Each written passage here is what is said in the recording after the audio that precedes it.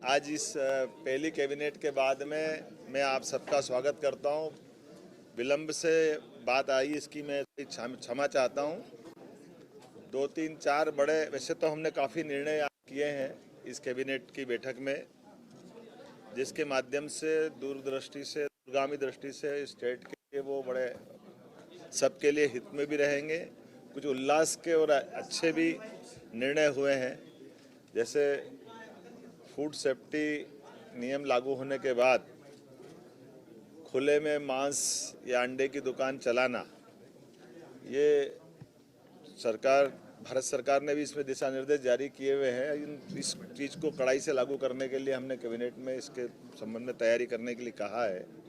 और चूँकि इस दिशा में योग्य प्रकार से जन जागरण भी हो जाए और जिनको ये बिजनेस करना उनको उसके दायरे भी बता दिए जाए, कैसे करना है, क्या करना है, उनको भी इन सारी बातों के अवेयरनेस के साथ। लेकिन शासन के स्तर पर हमने निर्णय किया है कि ये चीज़ों को लेकर के जनता की सुरक्षा भी ज़रूरी है और जिनका व्यवसाय करना है या जिनको इसको खाद्य पदार्थ के उपयोग में लेना है तो वो उनकी जान भी जोखिम में नहीं डालें। एक निर्णय हमने किया है कि हर ज़िले के अंदर युवाओं के लिए एक एक्सीलेंस कॉलेज बनाया जाए, जो सभी प्रकार की नई शिक्षा नीति के माध्यम से सभी कोर्स की वो पढ़ाई वहाँ हो सके। लगभग 52 कॉलेजों का चयन हम कर रहे हैं। अगले सत्र से ये सभी कॉलेज चालू करेंगे, जिसमें सभी प्रकार के कोर्स, अगर वो डिग्री है तो पीजी होंगे, बस की व्यवस्था होगी और प्रधानमंत्री एक्सीलेंस कॉलेज के नाम से उनको जाना जाएगा। एक निर्णय हमने किया कि ये जो डिग्री, मार्कशीट और ये सब डॉक्यूमेंट्स को अवेयरने के लिए बच्चे परेशान होते हैं, कई बार जाने आने के लिए सारी झंझटें होती है, कई बार नकली लोग बना लेते हैं, तो डिजी लॉकर चालू करा रहे हैं। हमारे सभी प्राइवेट यूनिवर्सिटी, सभी कॉलेजों में दस्तावेजीकरण के आधार पर हर एक कोई किसी को चेक भी कर सकेगा और उनका अपना दस्तावेज का वो सुरक्षित एक डाटा भी बनेगा। तो सरकारी 16 यूनिवर्सिटी, 52 प्राइवेट यूनिवर्सिटी, सभी में इसको लागू करने के संबंध में आज निर्णय किया। एक आदतन अपराधी जो बार बार अपराध करता और छूट जाते हैं, इनके लिए होम डिपार्टमेंट से कहा है तो 437, 38, 39 के अंतर्गत सीआरपीसी में इन पे दंडात्मक कार्रवाई करते हुए उनकी अगर जमानत भी होगी तो जमानत निरस्त कराएं, ताकि क्राइम पे कंट्रोल करने की दिशा में लॉ एंड ऑर्डर की दृष्टि से बड़ा महत्व का निर्णय है। एक प्रदेश में, वैसे तो सबको मालूम है, सुप्रीम कोर्ट ने गाइडलाइन दी है ध्वनि विस्तारक यंत्रों को लेकर के। तो ध्वनि विस्तारक यंत्रों को तो अपनी तय समय सीमा के अंदर और जो उनकी मर्यादा उसमें उनको अपनी उपयोग करना चाहिए। उस नाते से हम कोशिश करेंगे कि ये, लेकिन कुछ जिलों में अलग अलग स्थिति भी है।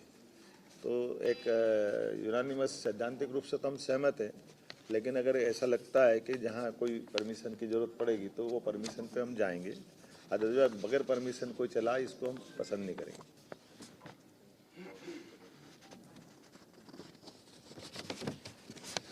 साइबर तहसील तेंदुपत्ता संग्रहण के लिए 3000 की प्रति बोरा की जो हमारी सीमा थी, अब उसको 4000 रुपये प्रति बोरा करने के आदेश इसको जारी करने के लिए बता दिया गया। एक साइबर तहसील का दायरा भी 1 जनवरी 2024 से कोई भी अपना दस्तावेज का पंजीकरण कराता है, अर्थात रजिस्ट्री कराता है, तो अलग से नामांतरण कराने के लिए जाए, वो परेशान हो, इसके बजाय जैसे रजिस्ट्रार ऑफिस में रजिस्ट्री कराएंगे उसी समय उसकी सारी प्रोसेस नामांतरण की भी हो जाए। तो ये एक सरलीकरण है जिसके माध्यम से ये ऑलरेडी दस्तावेज बन रहा है, तो बार बार अब विभागों में नहीं जाना चाहिए, ऐसी अपेक्षा है।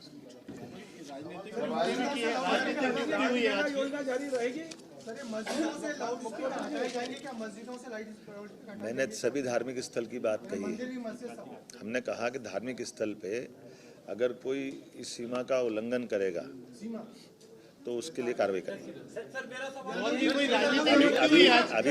अभी विषय तो हमारे बाकी है। हमने लगाया 15 दिन के अंदर इसमें रिपोर्ट मांगी है और इस पे एग्जीक्यूशन कर रहे हैं। आखिरी आपको जानकारी और देता हूँ, भगवान राम के मंदिर का गर्भगृह का प्रवेश का बड़ा कार्यक्रम 22 जनवरी का होने वाला है और हम सबका सौभाग्य है कि हम सब उसके साक्षी बन रहे हैं।